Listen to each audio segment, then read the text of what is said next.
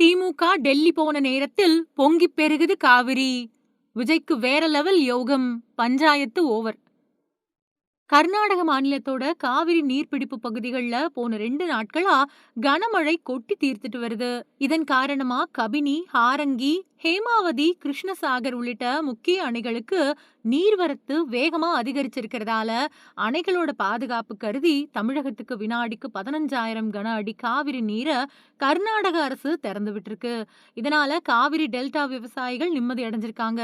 காவிரி நீர் விவகாரத்துல விஜய் வாய் திறக்கணும் அப்படின்னு தமிழக எதிர்க்கட்சிகள் குரல் கொடுத்த நிலையில திமுக உச்சநீதிமன்றத்துல வழக்கு தொடர்ந்திருக்கு.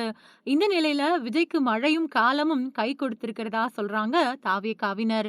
இந்த வருஷம் தென்மேற்கு பருவமழை தொடங்கிய பின்னாடியும் மே மாத இறுதியிலையும் ஜூன் ஜூலை மாதங்கள்லயும் கர்நாடகாவோட தலைக்காவிரி, பாகமண்டலா, மடிக்கேரி உள்ளிட்ட காவிரி நீர்பிடிப்பு பகுதிகள்ல போதிய மழை பெய்யல. இதன் காரணமா காவிரி ஆற்றோட குறுக்குல அமைஞ்சிருக்கக்கூடிய கிருஷ்ணசாகர், கபினி, ஹேமாவதி, ஹாரங்கி இந்த மாதிரியான அணைகளோட நீர்மட்டம் ரொம்பவுமே குறைஞ்ச நிலையில காணப்பட்டது. இதனால உச்சநீதிமன்ற தீர்ப்பு அப்புறம் காவிரி நீர் பகிர்வு ஒப்பந்தத்தின்படி தமிழகத்துக்கு ஜூன் ஜூலை மாதங்கள்ல திறந்துவிட வேண்டிய தண்ணீரை கர்நாடக அரசு வழங்கல. இதுக்கப்புறமா தமிழக அரசு காவிரி ஒழுங்காற்று குழுவுல முறையிட்டது. அந்த மனுவை பரிசீலிச்ச ஒழுங்காற்று குழு தமிழகத்துக்கு 15 நாட்களுக்கு தினசரி வினாடிக்கு 3,500 கன அடி நீரை திறந்து விடணும் அப்படின்னு கர்நாடக அரசுக்கு உத்தரவிட்டது. ஆனா இந்த உத்தரவை ஏற்க மறுத்த கர்நாடக அரசு காவிரி மேலாண்மை ஆணையத்துல மேல்முறையீடு செஞ்சது. இருந்தாலும் மேலாண்மை ஆணையமும் ஒழுங்காற்று குழுவோட உத்தரவை உறுதி செஞ்சதால கர்நாடகாவில கன்னட அமைப்புகள் அப்புறம் விவசாயிகள் போராட்டத்துல ஈடுபட்டாங்க. தமிழக முதல்வர் விஜய் நடிச்ச ஜனநாயகன் படம் திரையிடப்பட்ட திரையரங்குகள் முற்றுகையிடப்பட்டதோட படத்தோட பேனர்களும் கிழிக்கப்பட்ட சம்பவம் பரபரப்பை ஏற்படுத்துச்சு. இந்த பதற்றமான சூழலுக்கு மத்தியில போன ஜூலை 31ஆம் தேதி மாலையிலிருந்து காவிரி நீர்பிடிப்பு பகுதிகளில் பரவலா கனமழை பெய்ய தொடங்குச்சு. குறிப்பா தலைக்காவிரி, பாகமண்டலா, மடிகேசரி, சோமவார்பேட்டை, வீரஜ்பேட்டை மாதிரியான குடகு மாவட்ட பகுதிகளில் இரவு முழுவதும் கனமழை கொட்டி தீர்த்ததால காவிரி ஆற்றுல வெள்ளப்பெருக்கு ஏற்பட்டது.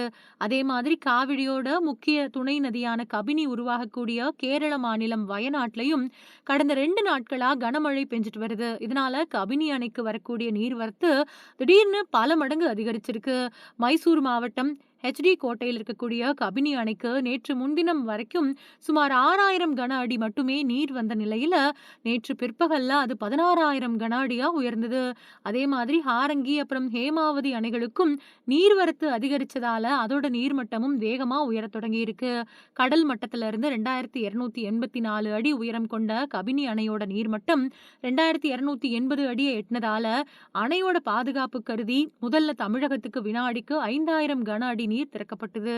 அதுக்கு பின்னாடி நீர்வரத்து தொடர்ந்து அதிகரிச்சதால மாலை 5 மணிக்கு 10,000 கன அடியாவும் இரவு 8 மணி நிலவரப்படி வினாடிக்கு 15,000 கன அடியாவும் நீர் திறப்பு உயர்த்தப்பட்டது. கபினி அணையில இருந்து திடீர்னு அதிக அளவுல தண்ணீர் திறக்கப்பட்டதால காவிரி ஆற்றுல வெள்ளப்பெருக்கு ஏற்பட்டிருக்கு.